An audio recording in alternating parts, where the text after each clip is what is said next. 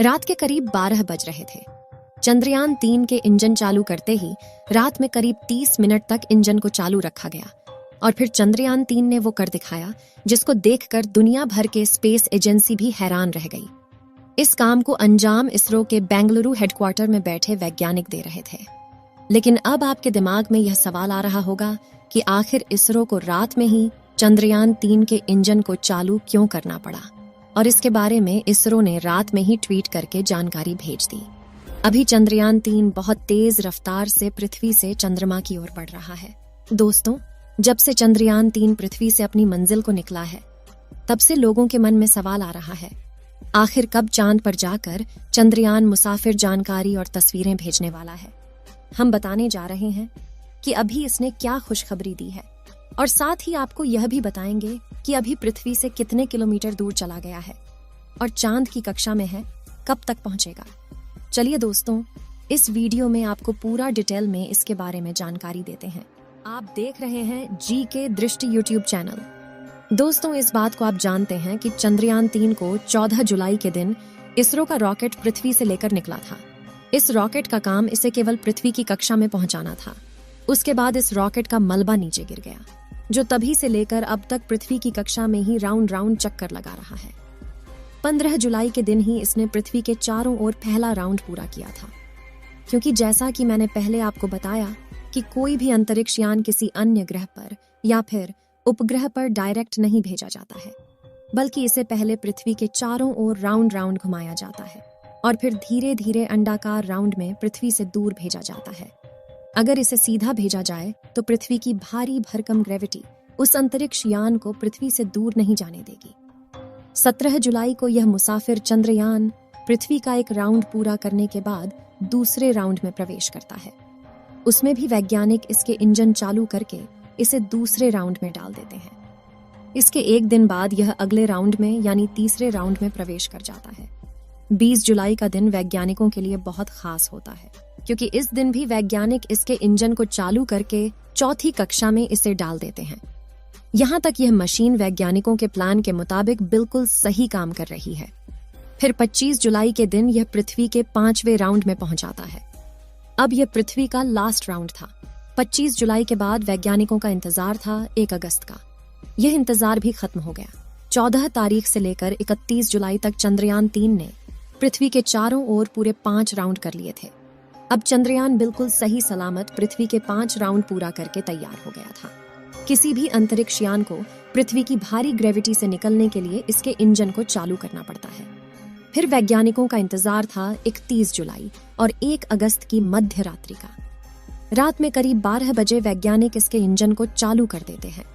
जैसे ही चंद्रयान पृथ्वी से 236 किलोमीटर की दूरी पर पहुंचता है, तो वैज्ञानिकों ने स्पेसक्राफ्ट में लगे थ्रस्टर्स में फायरिंग की। इस पूरी प्रक्रिया को विज्ञान की भाषा में ट्रांसलूनर इंजेक्शन कहा जाता है। इस पूरे प्रोसेस में करीब आधे घंटे का समय लगा था। वैज्ञानिकों की टीम पूरी तरह से चौकस थी और आधे घंटे बाद ही चंद्रयान-3 ने इतिहास रच दिया।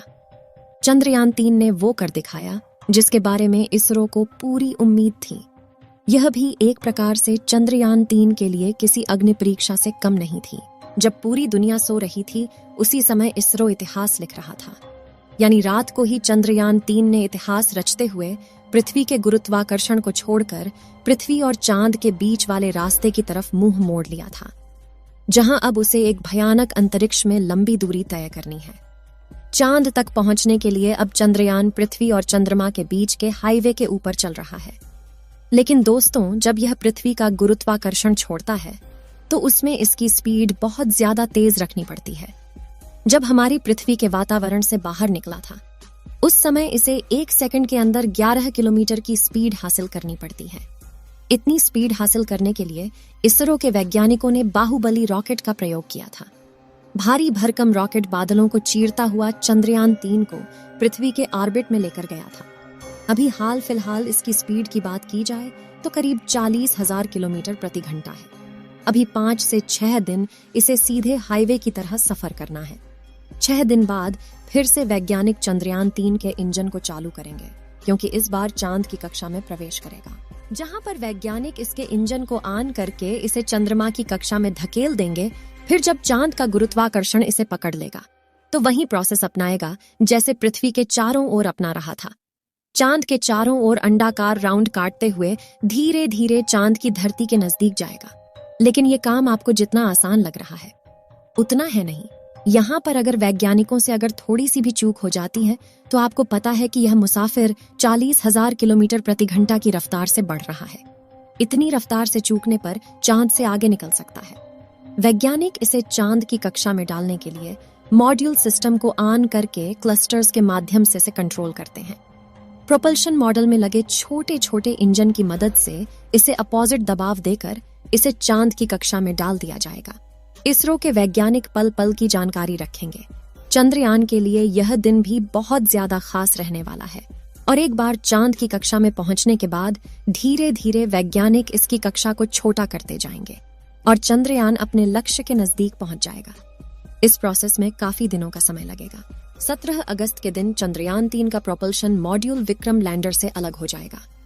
उसके बाद चांद का कुछ राउंड काटने के बाद 23 अगस्त के दिन यह चांद के बहुत नजदीक यानी 30 किलोमीटर की ऊंचाई पर पहुंच जाएगा। फिर इसका केवल एक ही काम है, बस इसे धीरे धीरे चांद की जमीन पर उतरना। यह सफर कुछ मिनटों का होता है, लेकिन इस पूरे मिशन का यह 15 से 20 मिनट बहुत ज्यादा खास और भयानक होते हैं। इसी स्टेज में आकर अच्छे अच्छे मिशन फेल हो जाते हैं, क्योंकि इस समय इस अंतरिक्ष यान को बड़े आराम से उतरना होता है और इसके लिए वैज्ञानिक इसके अंदर एडवांस टेक्नोलॉजी वाले उपकरण लगाते हैं, जिसकी गति को उतरते वक्त स्लो करते हैं, जिसे थ्रस्टर्स कहा जाता है। यही थ्रस्टर्स इसे ऊपर की ओर धकेलते हैं, जिससे इसकी स्पीड कम हो जाती है। इस दौरान चंद्रयान 3 के लैंडर की रफ्तार 6,000 किलोमीटर प्रति सेकंड से धीरे धीरे घटकर 7.2 किलोमीटर प्रति सेकंड यानी 2 मीटर प्रति सेकंड तक लेकर आना है। जिस वक्त अंतरिक्ष यान उस भयानक जगह पर उतरेगा, उस वक्त ये अपना खुद का दिमाग इस्तेमाल करने वाला है, यानी खुद की आर्टिफिशियल इंटेलिजेंस का इस्तेमाल करके यह डिसाइड करेगा कि इसे उस मुश्किल वक्त में कैसे फैसले लेने हैं। इसरो के इसी तकनीक की दुनिया दीवानी हो गई। ये एडवांस तकनीक इसके अंदर लगे होने की वजह से वैज्ञानिकों को इतनी ज्यादा टेंशन नहीं है, क्योंकि रोबोटिक माइंड मुश्किल परिस्थिति में बिल्कुल भी विचलित नहीं होने वाला। इसरो के वैज्ञानिकों ने यह तकनीक इसलिए लगाई क्योंकि वहां पर सेकंड का खेल होता है। अगर उसे पृथ्वी पर बैठकर कमांड देंगे तो कमांड को पहुंचने में टाइम लग जाता है। इतने टाइम में तो चंद्रयान के साथ कुछ भी हो सकता है। इसलिए जब चंद्रमा पर लैंडिंग करेगा तो खुद के बलबुद्धि पर ही लैंडिंग करेगा, और एक बार सही से लैंडिंग कर गया तो इंडिया का नाम पूरी दुनिया में हो जाएगा। चांद पर उतरने के बाद तो यह बिल्कुल भी देरी नहीं करेगा चांद के उस अंधेरी दुनिया के राज खोलने में। जब चांद के भयानक गड्ढों की पहली बार तस्वीर दुनिया के सामने आएगी तो पूरी दुनिया के वैज्ञानिक भी अचंभित रहने वाले हैं, क्योंकि करोड़ों साल से ये गड्ढे वीरान पड़े हैं। अगर पृथ्वी पर इस प्रकार के गड्ढे कई सालों से वीरान पड़े होते तो उनके अंदर तो कई प्रकार के जीव जंतु जाकर अपना बसेरा बना लेते। लेकिन चंद्रमा पर आखिर उन भयानक गड्ढों के अंदर क्या है, ये सवाल वैज्ञानिकों को अब बहुत परेशान कर रहा है। इसका जवाब हमें सटीक रूप से चंद्रयान 3 का रोवर ही वहां जाकर देने वाला है। इस रोवर को चांद की उस उबड़ खाबड़ जमीन पर चलने में भी परेशानी आने वाली है। इसके लिए इसके अंदर कई प्रकार के सेंसर लगे हुए हैं जो पहले ही उसको बता देंगे कि कहां पर गड्ढा है और कहां पर बड़ा पत्थर है। रोवर आने वाले इन मुसीबतों से सचेत हो जाएगा। हालांकि पहले से ही वैज्ञानिकों ने इसके लक्ष्य को सेट कर रखा है कि इसको वहां जाकर सबसे पहले किस बात पर रिसर्च करना है, और इस बार वैज्ञानिकों ने खासकर इसके अंदर एडवांस उपकरण लगाए हैं ताकि किसी भी हालत में इसके साथ कोई अनहोनी घटना ना हो। वैज्ञानिकों ने 3-4 साल जी जान लगाकर मेहनत से चांद पर भेजा है। किसी भी दूसरी दुनिया में अंतरिक्ष यान भेजना कोई आसान काम नहीं है। इसके लिए सैकड़ों वैज्ञानिकों की रात दिन की मेहनत पीछे लगी होती है। कई अथक प्रयास किए जाते हैं और उसकी सैकड़ों टेस्टिंग होती है।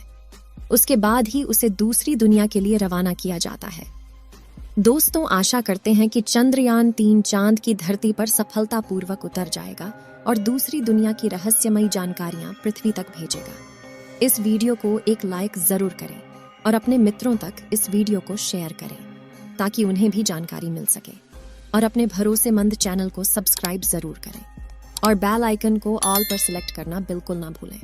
मिलते हैं किसी और नॉलेजेबल वीडियो के साथ। वीडियो को अंत तक देखने के लिए धन्यवाद।